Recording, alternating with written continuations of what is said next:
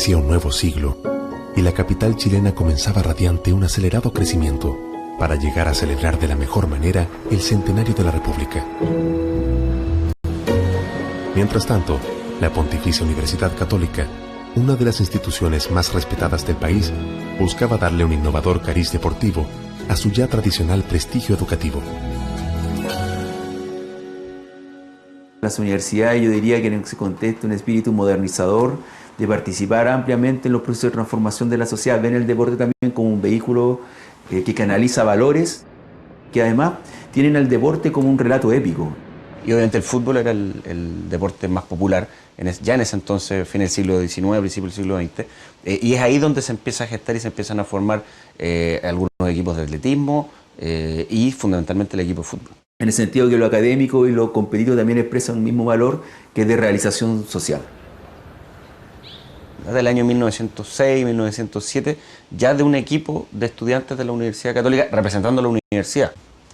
Cuando el tema empieza a crecer, fundamentalmente ante la Universidad de Chile, los equipos de la Universidad Católica se empiezan a enfrentar con los equipos de la Universidad de Chile en disciplinas. Era una época en la cual efectivamente la juventud convivía públicamente en buenas relaciones.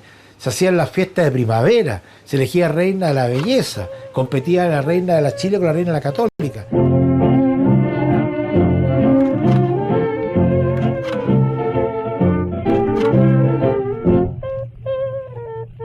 Los alumnos de la universidad, ya con la franja azul en el pecho, empiezan a defender el honor de su alma mater en nobles y aguerridos encuentros, hasta que el 21 de abril de 1937, con Monseñor Carlos Casanueva como socio número 1, deciden dar el paso hacia la oficialización definitiva como un club deportivo. Y Católica empieza ya en los años 40 a destacar, pero haciendo campañas de medianía de la tabla, algunas más bajas, hasta que obviamente ya pasada la primera mitad de los años 40, Católica empieza con un plan un poco más ambicioso de no solamente participar, sino que ya pensando en ganar algún título.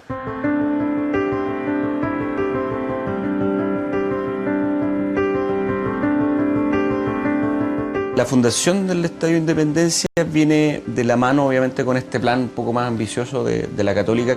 Los cruzados se asientan en el sector norte de Santiago y ahí comienza a germinar el primer espíritu romántico del club, que vería nacer a sus primeros ídolos. Era un sector evidentemente que ya empezaba a transformarse en el sector del casco viejo de Santiago, porque ya comenzaba a crecer la ciudad hacia arriba y llegaba hasta Tobalá con Providencia.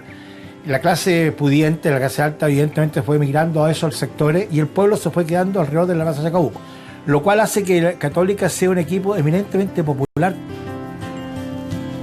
Yo vivía en el barrio Independencia, en la calle San Luis, que está a unas 7 o 8 cuadras de la Plaza Chacabuco, donde está enclavado el Estadio Independencia. Como soy del sector y he permanecido siempre acá, al primer equipo que vi jugar fue a la Católica. Me inicié yendo como hincha, yendo a los partidos de la reserva. Entonces ahí el que más me incentivó a querer a la Católica y entusiasmarme fue el Sapo Livington.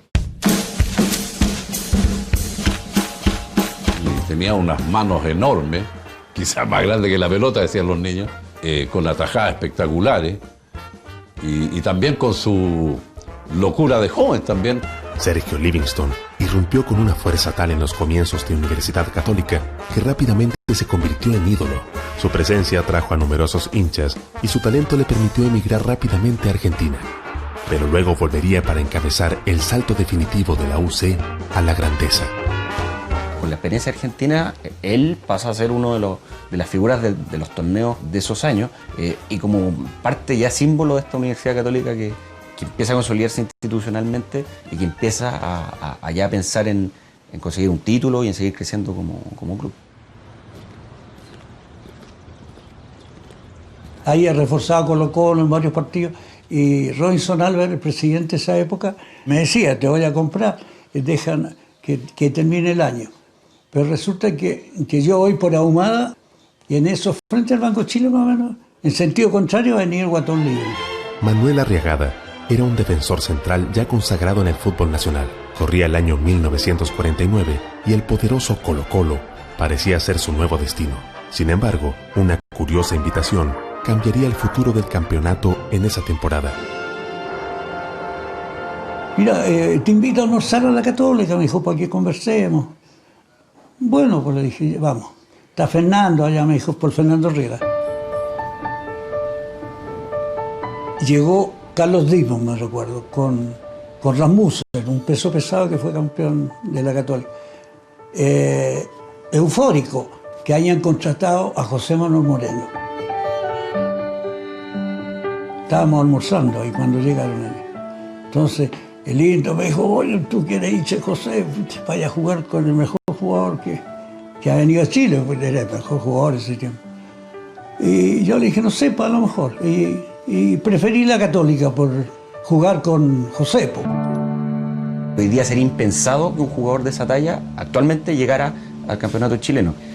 De la nada aparece con una inversión que obviamente para la época fue importante en dinero, viene a jugar y obviamente que revoluciona el medio absolutamente.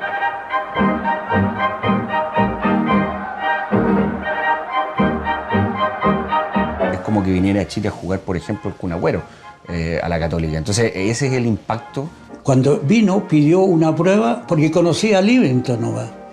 Entonces dijo, yo quiero jugar con los jugadores y si me gustan me quedo y si no, no. Nos probamos, me recuerdo, con Iberia. Y terminó el primer tiempo y veo que Moreno le dice a Buchicardi, tráigame el contrato. Le gustó a los compañeros, o sea, habían buenos jugadores, Manolo Álvarez, Monesté, ¿cómo se llama? Prieto, Andrés. En el torneo empieza a marcar diferencia desde el primer momento. Un fútbol que el futbolista chileno todavía era semiprofesional, llega este tipo, uno de los mejores del mundo. La diferencia que marca con sus compañeros, lo que le contagia a los compañeros y la diferencia que marca con el resto de los equipos, Católica empieza a ganar. Y cuando vimos lo que jugaba Moreno, yo lo había visto, pero jugar con él y ver, llegaba atrás y me decía, pichanga, papito. Yo sin mirarse ahí donde está, llegaba siempre al área a buscar la pelota, jugaba en todo el campo.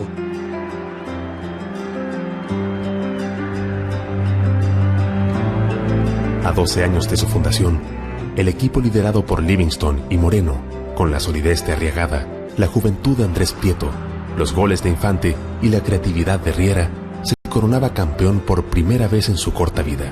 El equipo de la Franja Azul confirmaba, con un título, que había nacido para ser grande.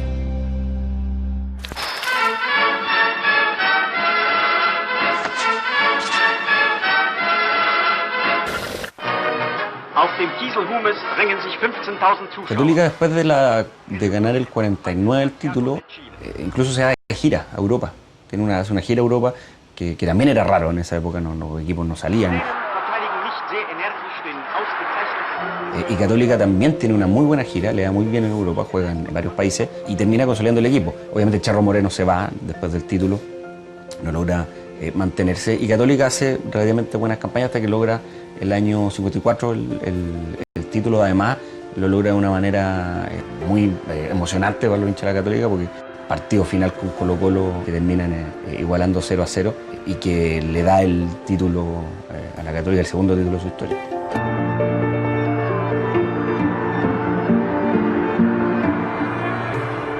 Después del título del 54, que venía a consolidar todo el crecimiento del club, sorpresivamente, Universidad Católica termina última en el torneo de 1955, lo que la hace caer dolorosamente a la segunda división.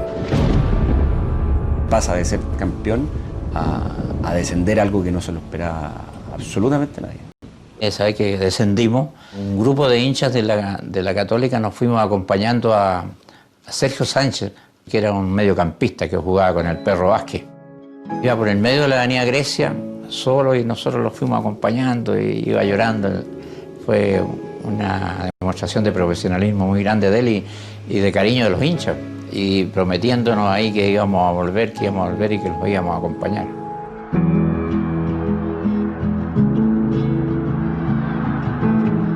La gente motivada se unió tanto que yo creo que fue el primer impacto dentro del ascenso de un club grande, porque donde iba la Católica se llenaba el estadio. provoca también una consolidación más de la hinchada, que ya deja de ser solamente la hinchada de los estudiantes, sino que además hinchas que no tenían relación con la universidad se empiezan a sentir identificados con este equipo.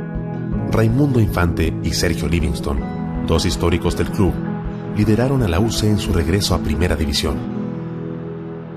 Los cruzados aparecían con todo, con la ilusión de volver a pelear los primeros lugares, pero no sabían que casi al mismo tiempo comenzaba a nacer un rival que amenazaba con dominar toda la década del 60.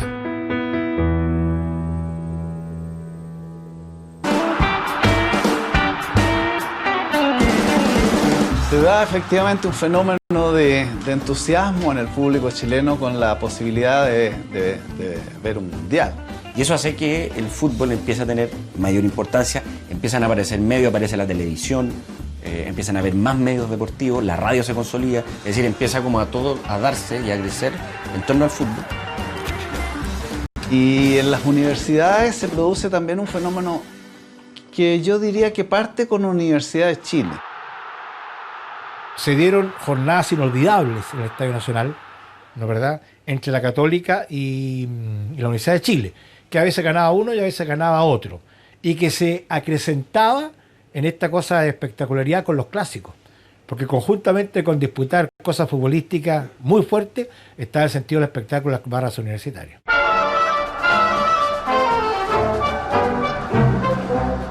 Empieza esta fiesta por este mismo efervescencia de la gente.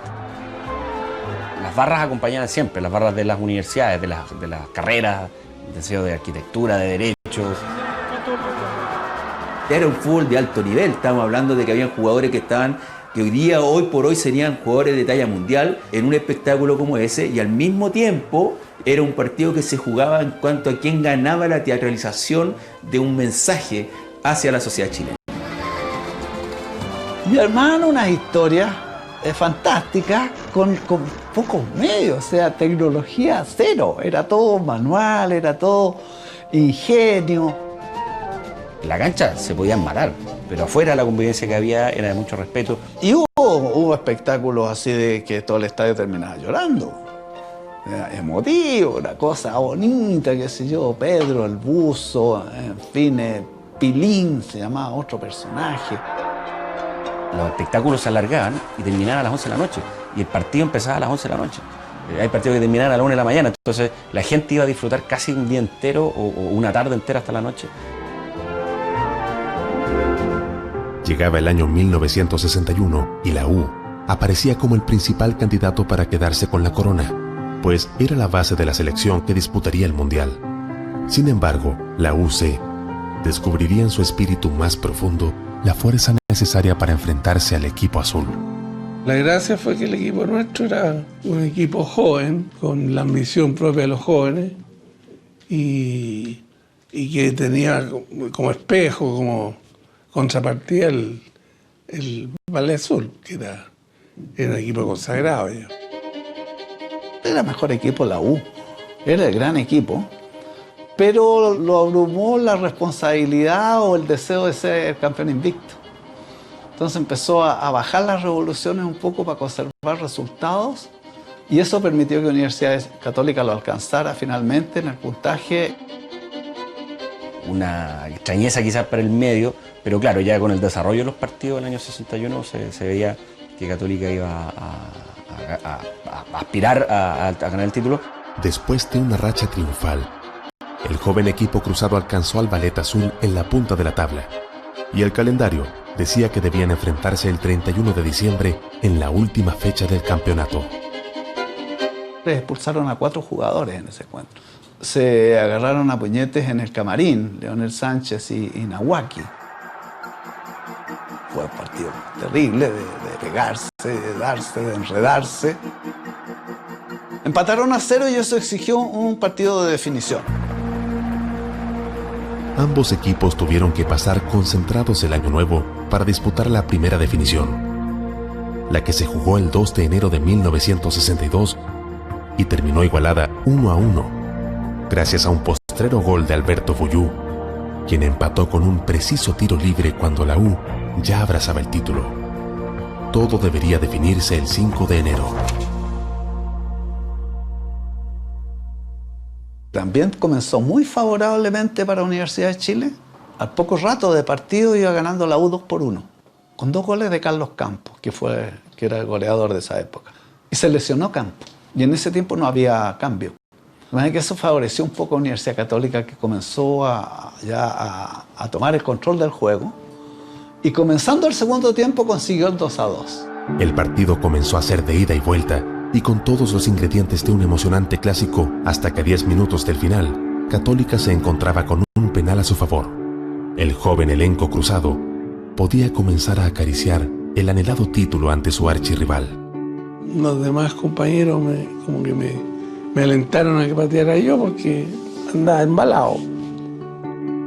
El arco tenía un fierro que sostenía la malla, un fierro medio curvo. Y la pelota pegó en el fierro y salió. Volvió a la cancha con mucha velocidad, fue un balazo. Y había dado en el fierro interior del arco, el que sujetaba la red, que le daba la combita. La gente se dio cuenta porque yo salí corriendo hacia lo que es la Ara Nacional. Solamente cuando ellos festejaron, cuando los jugadores de la Universidad Católica festejaron, nos dimos cuenta todos que había sido gol. Esta es una emoción borrable, queda como recuerdo siempre. Ahí se consagra ya Fuyú como ídolo total de Universidad Católica. Luego Católica terminaría la década del 60 con 2 títulos y la consolidación de un plantel de jóvenes que surgió con un poderoso espíritu y que logró hacerle frente a los más poderosos del país. Lo que no se esperaban era que esta alegría fuera el preludio para los peores años de su existencia. Y a fines de los años 60 se empieza a ver una crisis en el club por temas económicos, fundamentalmente, tanto así que se cierra el estadio de Independencia, este estadio que había sido la cuna de los títulos anteriores de la Católica. Perdió su casa, entonces perdió raíces, ¿no? Evidentemente que perdió sus raíces. Entonces queda un grupo desarraigado, es como si uno pierde una casa, ¿no? Y la Católica en los años 70 comienza a tener un declive en nivel futbolístico. Se empieza a caer. Recordemos que Alberto Fuyú se ha ido, Ignacio Prieto se ha ido a Francia. Además tiene un éxodo de figura. Hay veces que pareciera que nadie quiere pensarlo, nadie se da cuenta y está ocurriendo. Y yo creo que el año 73 a la Católica le pasó eso. Tuvimos un campeonato muy irregular y llegamos a un último partido que se jugó en el Santa Laura con Santiago Wanderers, en el que necesitábamos ganar para no descender. Y partimos ganando con un gol, si mal no recuerdo, del Pinino Guerrero. Y Wander tenía un 9 que se llamaba Dubanced, bigotudo así, grandote, que nos hizo 3 goles y nos fuimos para abajo. Y recuerdo con mucha pena ese día, muchos jugadores llorando, otros no tanto. Y además no solamente desciende, sino que está 2 años en segunda división. Bueno, pasamos un par de años en segunda. El primer año fue bastante irregular y al año siguiente hicimos un equipo joven con algunas incrustaciones. Bueno, llegó de hecho tu padre a mitad de temporada de Francia.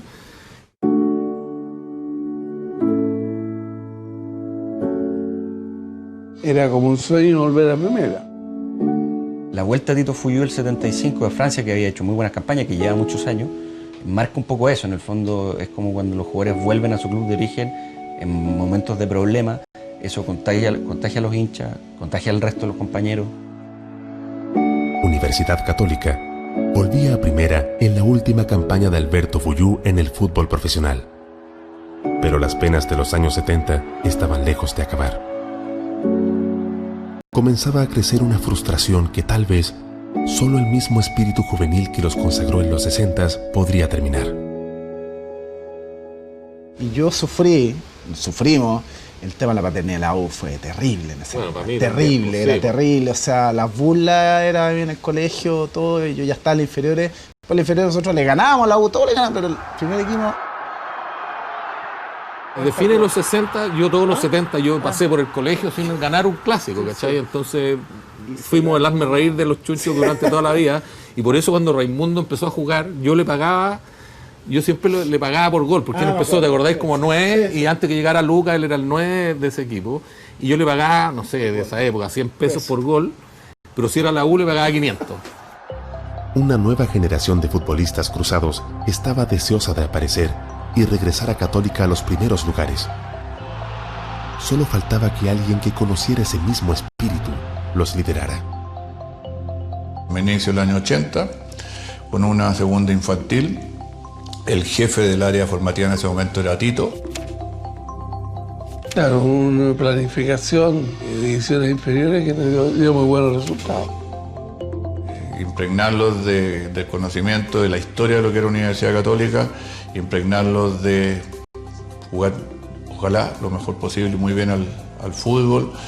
Y disciplina, llamó hacia el fútbol, hacia la camiseta. El año 1983, la dirigencia cruzada le propone a Ignacio Prieto la dirección del primer equipo, dando el paso definitivo en una revolución que recuperaría el espíritu perdido y empezaría poco a poco a poner la historia en orden. Se volvió a las raíces, a tener divisiones inferiores, hasta que en la década de los 80 empezó a dar esos resultados. Hasta el gol del Gino Valentín, ese clásico en el Nacional, que le ganamos 3-2, un gol a Oscar Vir. Yo creo que ese gol de Gino Valentín lo ha gritado tanto como el de Sánchez en la Copa América. Esa era la emoción para la gente de la Católica, de sacarse el tema de la U, porque...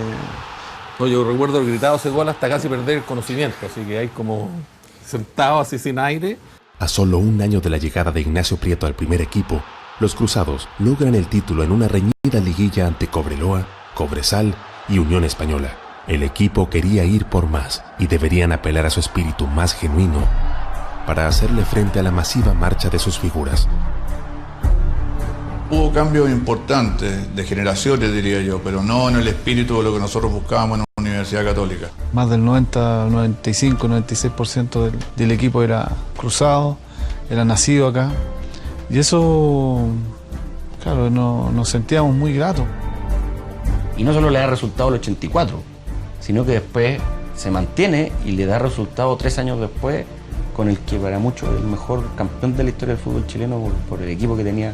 Fue un equipo muy cercano a los hinchas, porque eran jugadores que probablemente la mayoría eran hinchas también del club. Católica despedía la década de los 80s con 2 títulos y la consolidación definitiva de un proyecto que logró ver nacer un nuevo hogar para los futuros cruzados. Y ese espíritu, el que en algún momento llevaron Sergio Livingston, Alberto Fuyú y luego sostuvieron Ignacio Prieto y Mario Lepe, parecía recaer en una joven figura que representaba todo lo que el equipo de la Franja había intentado construir por más de 50 años.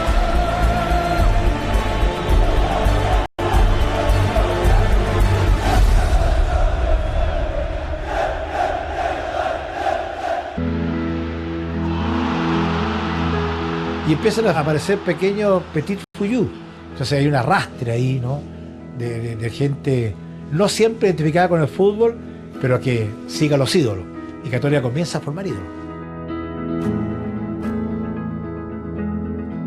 Tenía una velocidad que era normal, o sea, tenía cuerpo de atleta, velocista. Y tenía otra cosa que paraba en cero, en medio, o sea, te chantaba, es como Alexis Sánchez, paraba en un segundo y te volvía a acelerar, entonces era... Fue un aporte no solo en lo futbolístico, sino también con sus compañeros, un gran lector, un enamorado de la música.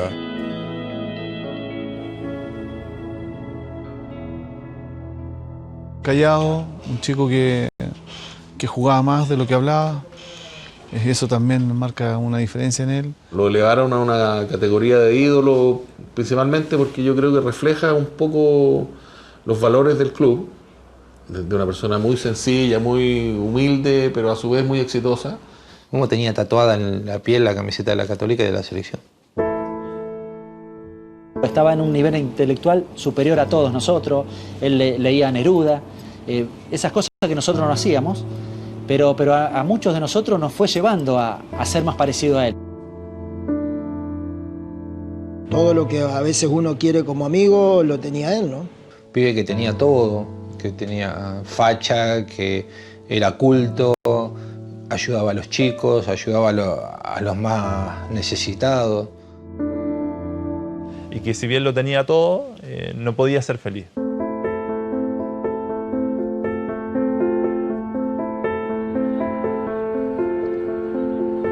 Muy tarde nos enteramos, porque yo recuerdo haber estado viajando por negocios en Argentina y recibo una llamada de mi mamá muy preocupada, me dice que Raimundo está con depresión. En ese minuto la verdad es que la palabra depresión no era una palabra que estuviera en el léxico de todo el mundo, ¿no?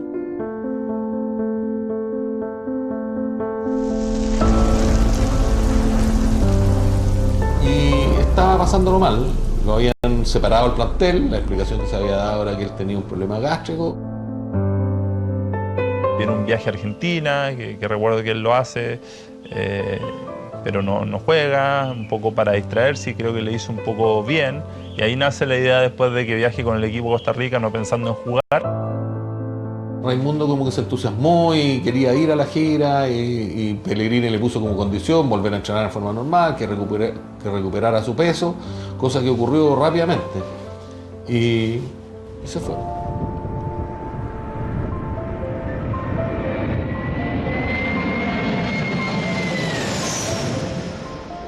A mí viene Manuel Pellegrini y me dice: Sergio, mirá que lo voy a poner a Raimundo con vos porque vos sos un tipo alegre, contento, y bueno, y a él le hace falta, pero nunca me dijeron que estaba pasando un momento tan grave como el que estaba, porque no lo sabían mucho. Conversaron durante la noche, un poco. Me cuenta Sergio que Raimundo le dijo que le gustaría ser un poco como él, como Sergio, ser más extrovertido, poder decir lo que piensa. Bueno.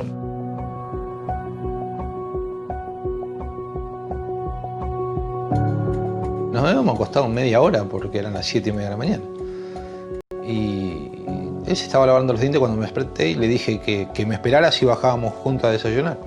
Me dijo: bueno, voy a llamar al ascensor, y cuando salgo yo ya había bajado.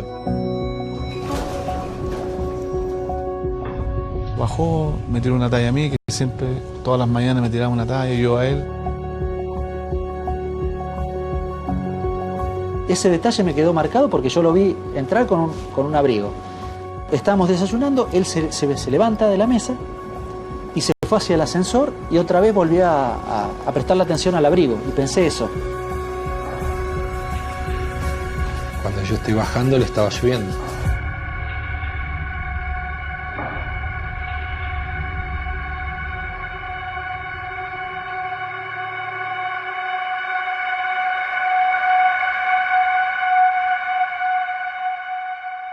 Y a los 5 minutos vino Pipo Gorosito llamándonos: muchachos, vengan que se cayó Raimundo. No entendíamos de dónde, cómo se cayó.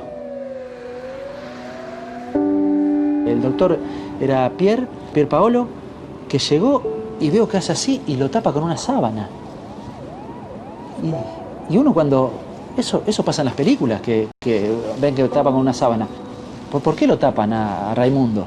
Sáquenlo, levántenlo. ¿Por qué lo tapan?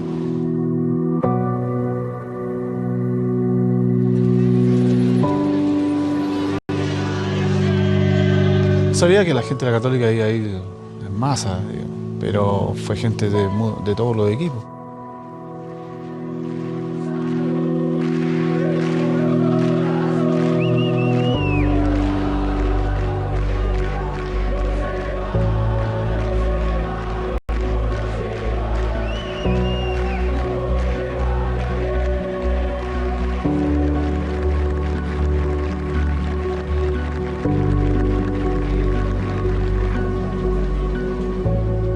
Yo creo que el país entero sintió la muerte de Raimundo, y hubo gente de Colo-Colo, gente de la U de Chile, con mucho respeto.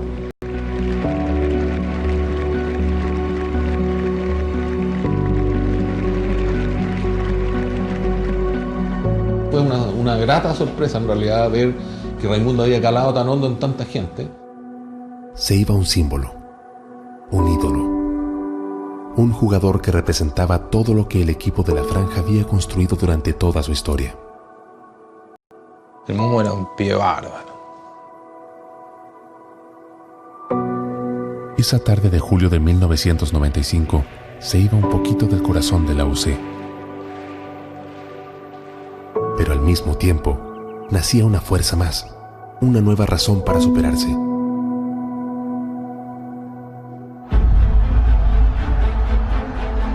Y se vería a prueba 2 años después, también en una fría y lluviosa noche, donde los cruzados se enfrentaban a Colo-Colo por la final del torneo de 1997.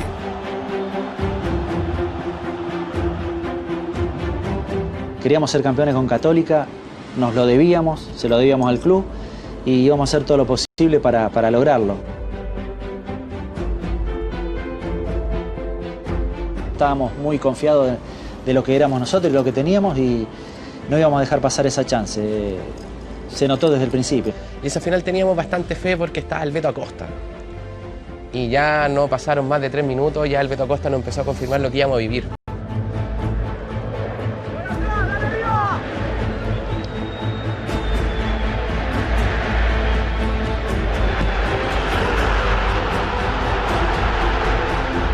Estábamos jugando muy bien ese partido.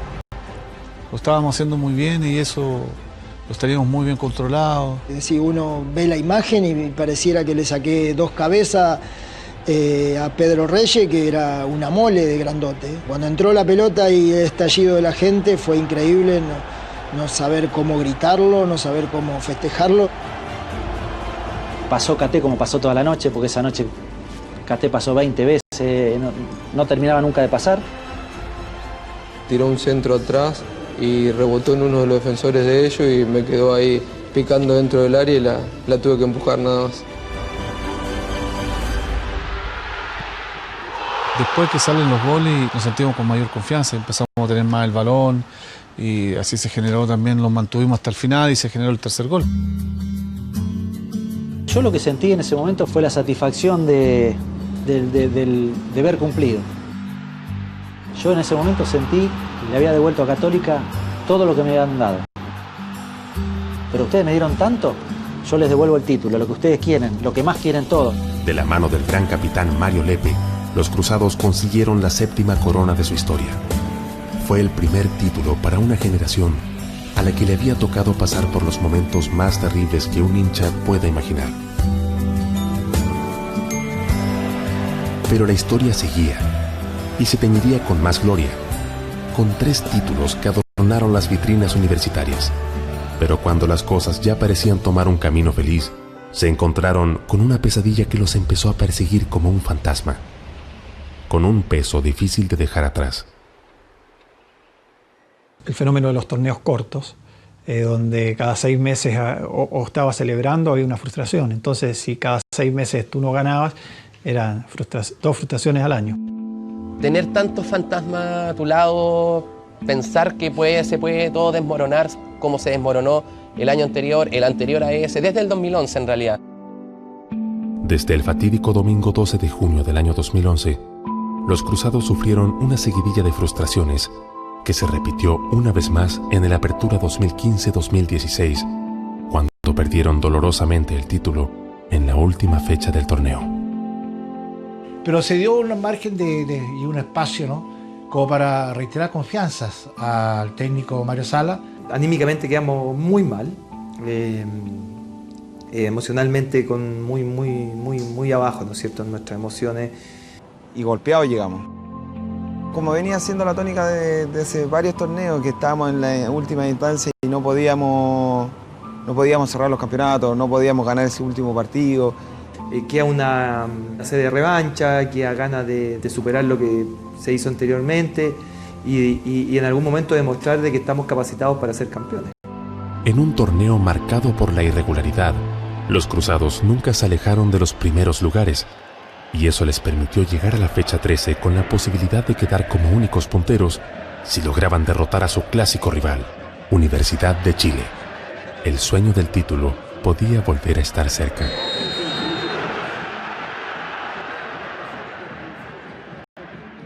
Pierde la pelota y Benjamín Vidal queda en el suelo. Y aparece el Chapa, la lleva y yo veo que Johnny Herrera da un paso al medio. Y el Chapa no sé qué se iluminó, que la pega el primer palo justo donde Johnny Herrera había dejado el espacio. No, pues la jugada del segundo gol sí es muy buena como pasa, y no sé, esos 2 segundos que se demoran en pegarle. ¿Cómo le pega? Le pega un cachetazo. Claro. Fue con mucha técnica, no fue un puntete.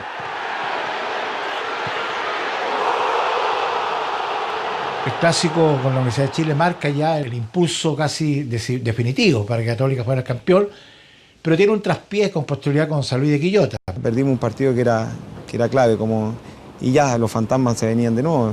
No estaba pasando lo mismo que los otros torneos. Fue el sentimiento, a mí me pasó que fue el sentimiento de haber perdido el campeonato ese día.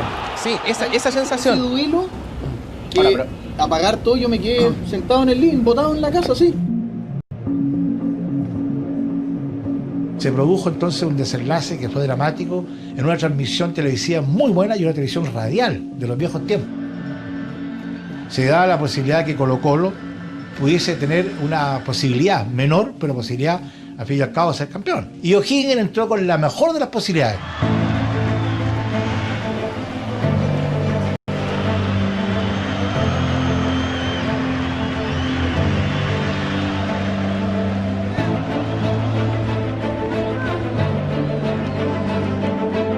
Católica parte perdiendo el partido con San Carlos, lo cual era ya el comienzo del fin, ¿no? El mensaje era que no había que rendirse, que no había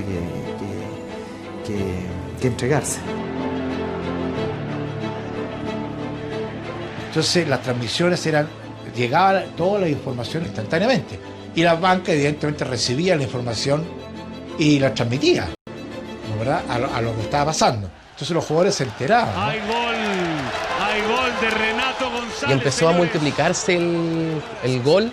Y yo estaba atrás de la banca de los jugadores, y los jugadores como que miraban para atrás y se empezaron a decir entre ellos gol de Lau de Conce, y empezaron a gritar con todo al equipo. Por lo mismo la gente se prende.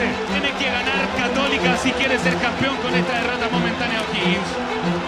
Fue ya, ahora es cuando, si tenemos que empatar, por último termina el primer tiempo empatado y después salimos a matar. Pero terminó ese primer tiempo y fue otra vez, ¿sabéis qué?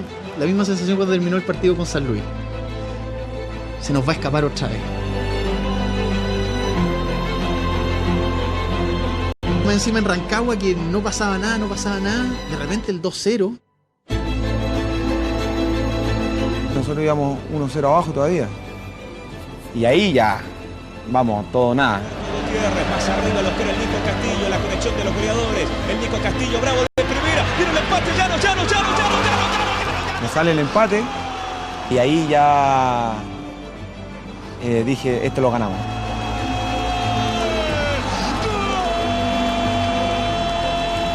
Y dije, no, aquí va a pasar algo, Y la hinchada empujaba y nos hacía ir hacia adelante. Y viene el centro de Llano, la peina el Chapa. Va llegando nuevamente David Llano, viene un nuevo centro, ¡cabezazo!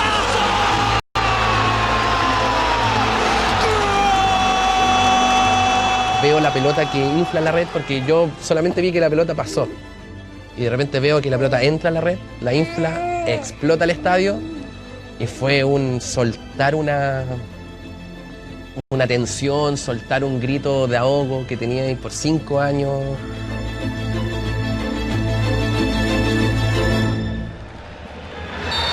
Fulminado aquí en San Carlos de Apoquindo, ha ganado la Universidad Católica, todas las antenas, todos los... Sabía que había empezado antes el partido de Católica, entonces que iba a terminar antes. Y cuando terminó, de hecho, como que muchos celebraron y yo le agarro a alguien X, que no recuerdo bien, le quito el audífono y lo empiezo a escuchar. Y faltaban 2 minutos. La desesperación de cómo iban en el otro partido. Y el fantasmita siempre estaba ahí, Hay que esperar, desesperado, la cara es casi indescriptible. La pasión del hincha esperando que suene el pitazo final. Hay estallido, hay estrella, hay campeón. De repente la gente estalla en un grito, ¿no es cierto?, con una alegría tremenda, y ahí lógicamente me doy cuenta que somos campeones. Y eso ya es lo máximo. Esto es un juego, esto es un deporte. Le toca por fin a Católica desterrarse ese bote de que siempre en los instantes finales... Católica es muy transversal en todo sentido. Católica es Raimundo Tupper, pero también es Gary Medel. ¿Cachai? Entonces, todos esos sentimientos, todos esos valores confluyen en un partido como en el de Audax Italiano, y por eso la liberación de energías y de emociones fue muy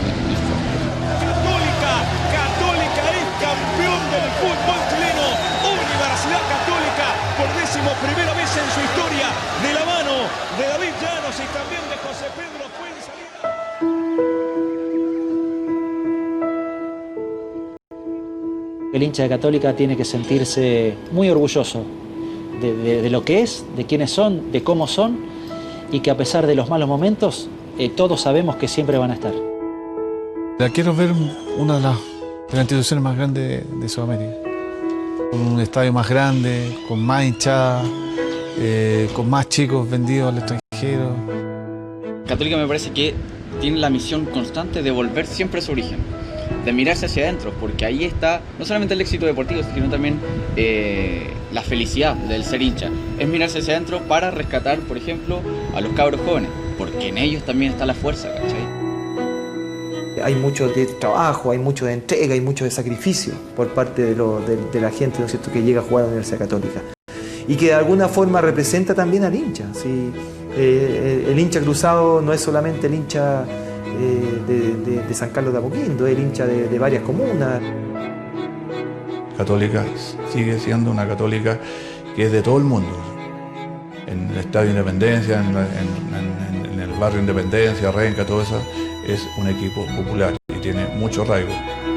Desde Independencia a San Carlos de Apoquindo, desde los primeros estudiantes universitarios que juramentaron defender la franja en cualquier cancha de fútbol, hasta estos jóvenes que, venidos de diferentes comunas del país, siguen perpetuando el legado de hidalguía y buen fútbol que representa a los cruzados. La historia de Católica se seguirá escribiendo mientras exista el espíritu que por más de 80 años los ha identificado.